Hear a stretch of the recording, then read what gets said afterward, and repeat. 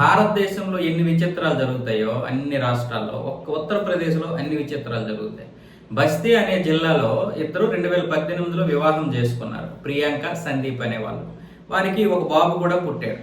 ఆ తర్వాత 2024లో ఏదో మనస్పర్ధలు వచ్చి తగువాడుకున్నారంట. దాంతో ఆవిడ ప్రియాంక అనే ఆవిడ తన పుట్టింటికి వచ్చేసింది. పుట్టింటికి వచ్చేసిన తర్వాత అక్కడ నగలు అన్ని తీసుకొని వెళ్ళిపోయి ఆవిడ సరయూ నదిలో దూకేస్తానని అయోధ్యకు వెళ్ళింది. ఆ తర్వాత ఏమొచ్చేసి వాళ్ళు కనిపించకుండా పోయారు. ఎవరికి చెప్పకుండా నగలు తీసుకుని కొడుకుని తీసుకుని బయట ఎక్కడో బ్రతుకుతానని వెళ్ళింది. కాకపోతే ఏంటి, మరి ఇక్కడ బ్రతకలేని అనుకుని చనిపోవాలనుకుందేమో. సరయూ నదిలో దూకేస్తే అక్కడేమొచ్చేసి ఎవరో రాజస్థాన్కి చెందినటువంటి ఒక వ్యక్తి వచ్చి వాళ్ళని కాపాడి నేరుగా రాజస్థాన్ తీసుకుని వెళ్ళిపోయి వాళ్ళకి కొత్త జీవితాన్ని ప్రసాదించాడు. పైగా ఆ తర్వాత వాళ్ళిద్దరూ సహజీవనం చేయడం మొదలుపెట్టారు. కూతురు మనవడు చనిపోయిన బాధలో ఇటు తల్లిదండ్రులు ఉన్నారు, ఆవిడ తల్లిదండ్రులు. అలాగే నా భార్యని నా కొడుకుని నగల కోసమే చంపేశారని అత్తమామలపై కేసు వేశాడు ఈ అల్లుడు, ఈ సందీప్ అనే అతను. పోలీసులు ఏమొచ్చేసి కేసు నమోదు చేయలేదు.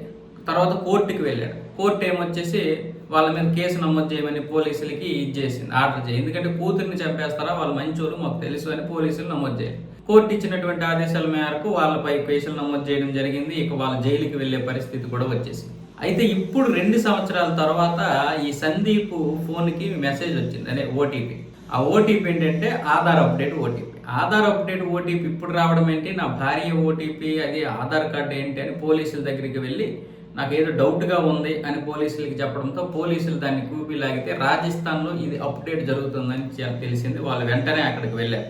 ఎక్కడైతే ఆధార్ సెంటర్ ఉందో అక్కడికి వెళ్తే వాళ్ళు మొత్తం జల్లెడ పట్టి మొత్తానికి వాళ్ళిద్దరిని అయితే పట్టుకొని వచ్చేసారు.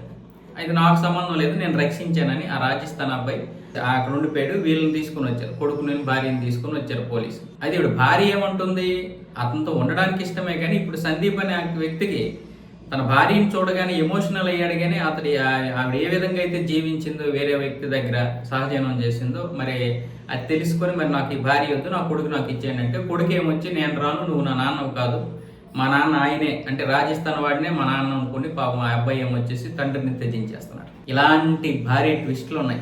అంటే వీళ్ళు ఈ జీవితాలు ఎలా ఉంటాయి. ఇప్పుడు తండ్రి పరిస్థితి ఏంటి, ఇప్పుడు కొడుకున్నా కూడా వాడు తండ్రిగా ఒప్పుకోడు. ఆ వాడేమొచ్చేసి ఎన్ని రోజులు పెంచుతాడో తెలియదు. వాడు మంచిగానే రక్షించాడు, బాగానే ఉంది. ఈవిడ కూడా వాడితో వెళ్ళిపోయింది. రకరకాల మనస్తత్వం. ఒక్క ఉత్తరప్రదేశ్లో ఇలాంటివి ఎక్కువ జరుగుతుంటాయి.